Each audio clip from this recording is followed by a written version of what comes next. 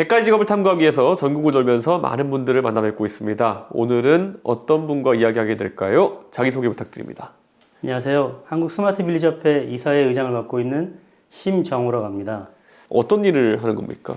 스마트 시티 이런 개념을 좀 많이 들어보셨잖아요. 그렇죠. 예. 국가 단위로 뭔가 크게 뭔가를 해야 되는 예산이나 뭐 재정이 이런 게 많이 투입되기 때문에 실제적으로 이제 어떤 국민들이나 그 지역 주민들이 그런 실제적인 어떤 효능감을 느끼지 못하는 게 있어서 어떤 마을 단위, 타운 단위, 빌리지 단위로 어떤 디지털 서비스를 통해서 그 지역의 어떤 문제들을 해결하는 그런 개념들이 이제 도입되면서 아주 국제적으로 글로벌하게 또 한국에도 도입돼서 이제 많이 지금 확장되고 있는 개념이라고 보시면 되겠습니다. 스마트 빌리지라는 개념을 통해 가지고 지방 소멸이나 이런 부분에 대해 대응할 수 있다? 이런 얘기가 있습니다. 지방 소멸 대응이라는 건 사실 국가적인 굉장히 큰 문제잖아요. 그렇죠. 예. 디지털 서비스를 통해서 그 지역의 어떤 디지털 격차 해소, 예를 들어서 뭐 그 도서나 산간 지역의 어떤 의료 서비스를 받지 못하는데 그런 디지털 서비스를 통해서 기술을 통해서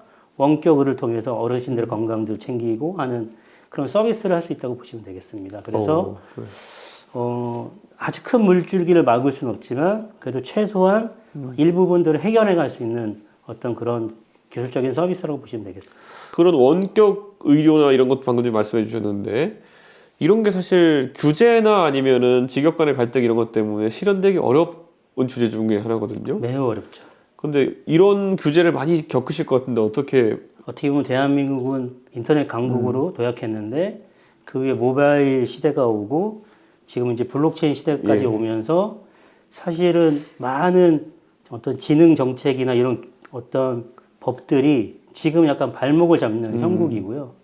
그러다 보니까 정말 새로운 혁신적인 서비스가 왔을 때 말씀하셨던 그런 이해관계의 그런 대립 속에서 사실 큰 어려움을 겪고 있죠. 스마트 빌리지나 이런 것들을 구축하기 위해서는 지역별로 어떤 상황인가를 파악하는 게 첫 번째 단계일 것 같아요. 맞습니다. 정말 중요한 부분 말씀하셨는데 사실은 우리가 지금 인공지능 시대라고 이야기하고 그래서 그것을 위해서 빅데이터가 필요하다고 얘기하지만 실제로 말씀하셨던 그 실제 그 지역의 그 실데이터들이 어떻게 하면 이게 잘 표준화되고 잘 정립돼서 그걸 잘 활용할 수 있는 표준 체계들 이런 것들이 구축이 돼야 되는데 실생활이나 어떤 기업에 활용할 때는 아직은 사실은 부족한 게 너무 많고요.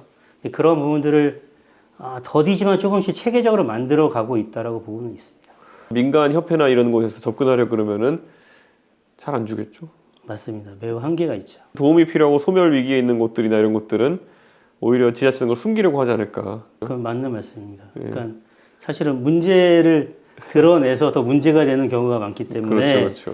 저는 이제 그게 공무원들의 책임이라기보다는 그런 어떤 환경이 좀 문제다. 그래서 그런 걸 적극적으로 발굴해서 문제를 해결할 수 있게 해서 거기서 리워드를 주는 시스템을 주면 사실은 많은 문제들이 나와서 도출되면 그걸 해결할 수 있는 방법들을 찾아갈 건데 그런 보상 시스템이 사실 좀 부족하지 않나 이런 것도 생각이 되고요. 스마트 빌리지 사업을 통해 가지고 한 지역의 삶이 크게 바뀔 수 있는 사례가 있다면 어떤 게 있을까요? 신안에 그 산낙지가 되게 유명하잖아요. 그렇죠. 그 어부들이 나가셔서 사실은 자기의 어떤 경험과 노하우로 이제 어느 지역이 괜찮을 것 같아서 이제 가서 이제 수집하시고 채집을 하시는데 이걸 드론으로 해서 사실은 그 지역을 다 빅데이터 분석을 하고 그 낙지가 살만한 그 구멍이나 이런 사진들을 다 분석을 해서 인공지능 학습을 시키니까 이 지역에는 이 어군들이 얼마나 있을 거다라는 게 총량이 사실은 딱 이제 예측이 되니까 오늘은 얼마만큼 어디에 가서 얼마만큼 채취하면 되겠다라는 판단들이 다 데이터를 공유되면서 사실은 헛걸음을 많이 안 하게 되는 거죠. 그렇죠. 어느 지역에 가서 내가 원하는 만큼 생산해서 이제 경제 활동을 하게 되니까 그 지역 주민들은 정말 편리해지시는 거죠. 동네마다 특성이 완전 다를 거 아닙니까? 방금 전에 신안을 얘기하셨는데 완전히 전국에 200여 개가 넘는 지자체들마다 케이스 바이 케이스일 것 같은데 이런 걸 다 특화에 적용하는 게 쉽지는 않겠어요? 맞습니다. 그러니까 225개 지자체 중에 거의 한 70% 이상이 사실은 도시형이고 그 이제 농어촌형인데 거기에 따라서 맞는 솔루션이 다 다르고 그 지역의 특성상 원하는 이제 이해가 다르잖아요. 매우 지역마다 다양한 그 고유의 특성들이 있고 거기에 문제들이 있기 때문에 사실은 맞춤형 서비스를 하게 되는 겁니다. 민간에서 이제 사실 볼 수만 있는 것들도 있거든요. 네네. 사실 공공의 측면에서 봤을 때는 이게 문제가 있으면서도 문제를 숨기려고 하거나 아니면 또 문제를 또 창의적인 방식으로 해결 못하는 측면이 있기 때문에 앞으로 이런 스마트 빌리지 옆에 이런 사업 같은 것들이 의미가 또 있을 것 같습니다. 정치인들한테 꼭 이런 건 좀 바뀌었으면 좋겠다, 해결했으면 좋겠다라는 게 있으시면 한 말씀 부탁드립니다. 네. 첨단 전략 산업이라는 게 있습니다. 이 말로만 들으면 우리나라에서 지금 가장 중요하게 생각하는 기술들이 거기에 정의가 되어져서 어떤 육성하고 활성화시키는 것들을 한다고 다 여겨지잖아요. 네. 근데 재미있는 거는 거기에 인공지능은 포함이 안 돼 있습니다. 네.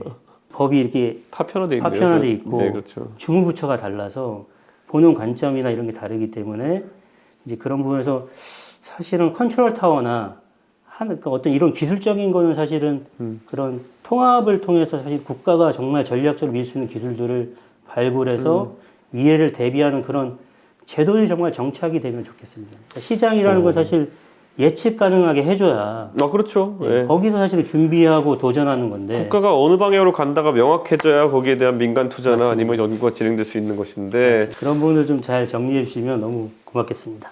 오늘 진짜 이 스마트 빌리지 사업이라든지 이런 것에 대해서 너무 좋은 말씀 그리고 국가과학기술 발전 방향에 대해서 좋은 조언 주셔서 너무 감사합니다. 네. 예, 감사합니다. 감사합니다.